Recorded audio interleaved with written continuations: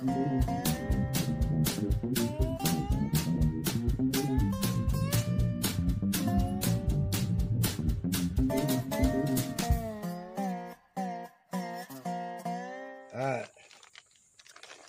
Okay, folks, we got done putting that oxygen sensor in. Now I'm going to put my code reader up to this thing. What I've got is a next pal, and this is the user manual. Shows you how to go about it. It's really pretty simple. You got this OBD end right here. There's a female end just up under the dash you plug this into.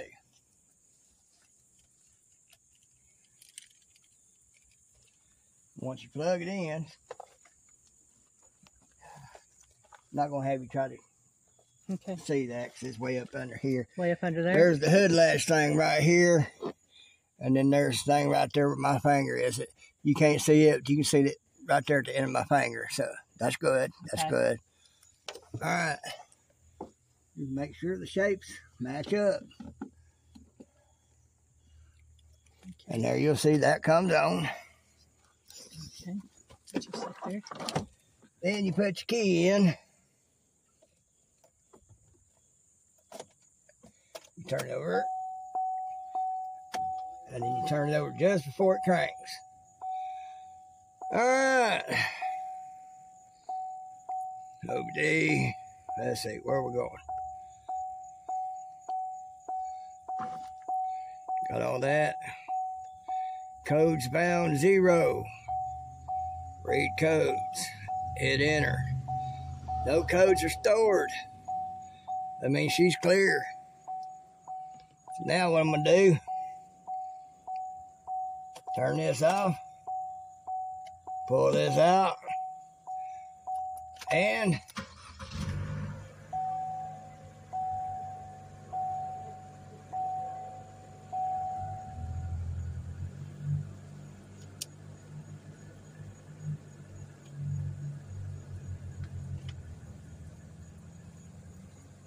sound a little different.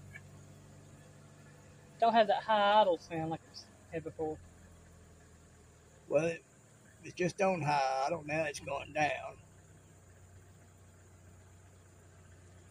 I know it just the high idle sounded different then because it was a higher sound. Now it's idling at about 850, 900. Where before it was... It would go down to about 700. Yeah. That's because it was getting too rich a mixture. Yeah. Now when that thing said oxygen sensor fuel mix too rich, means you're getting too much fuel to the air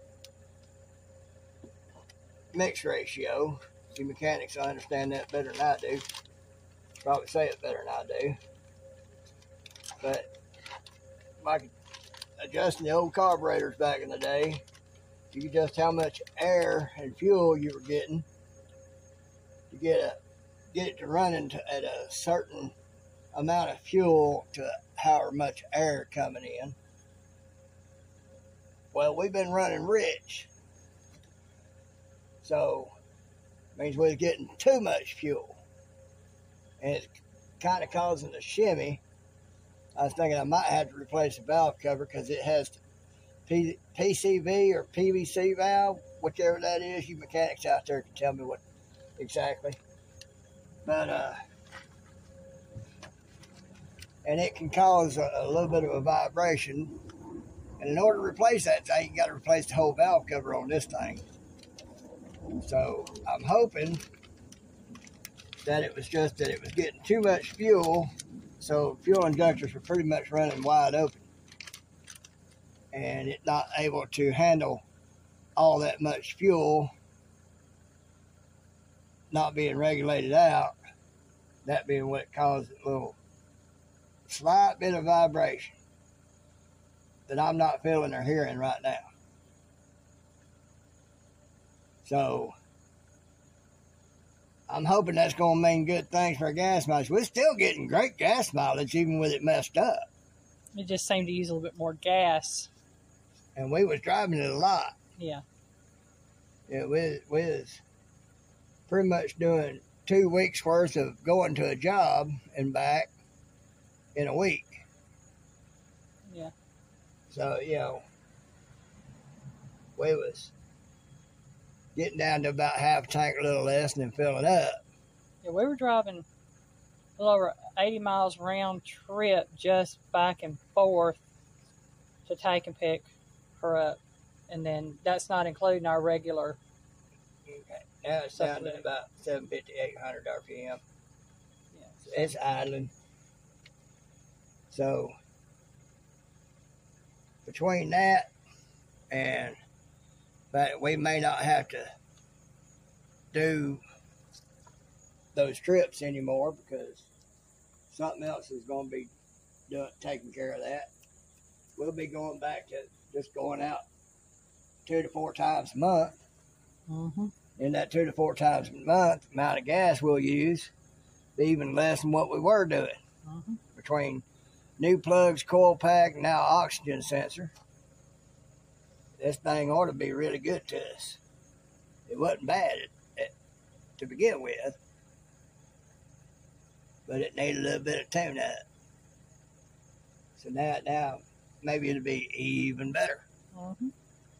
And we can start saving up to get a couple of parts for that van, get it on the road too.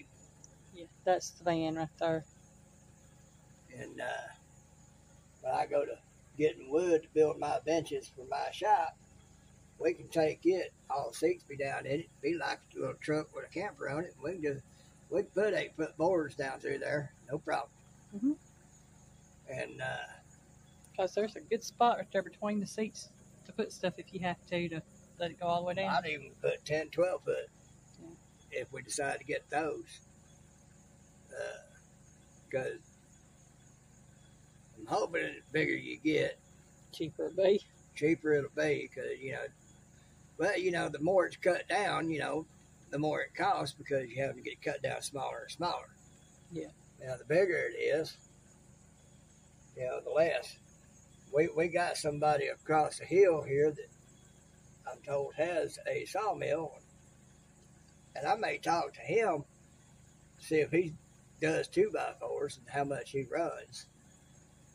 And if he's comparable to or less than the box stores, I may be going to get my wood from him. Mm-hmm. And I'll get me some, from him I could get me some 2x12s, 12 foot long. Might not cost so much, and I could get, I made a lot of benches out of that. I could cut them down the size I need. So, anyway, that thing's in. That's the code reader. It seems to be doing good. We may or may not take a drive. That's up to her, what she wants to do.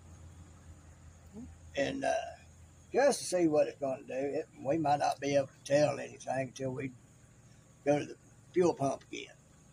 So, or we might wait until we find out what we got to do Thursday, whether or not we got to go anywhere. And we'll go from there. That's the oxygen sensor. She's in. We got the right one this time. So, like I said, Piggy ain't no mechanic. But you did a good job on it, so that's all that matters. Time will tell. Oh, man.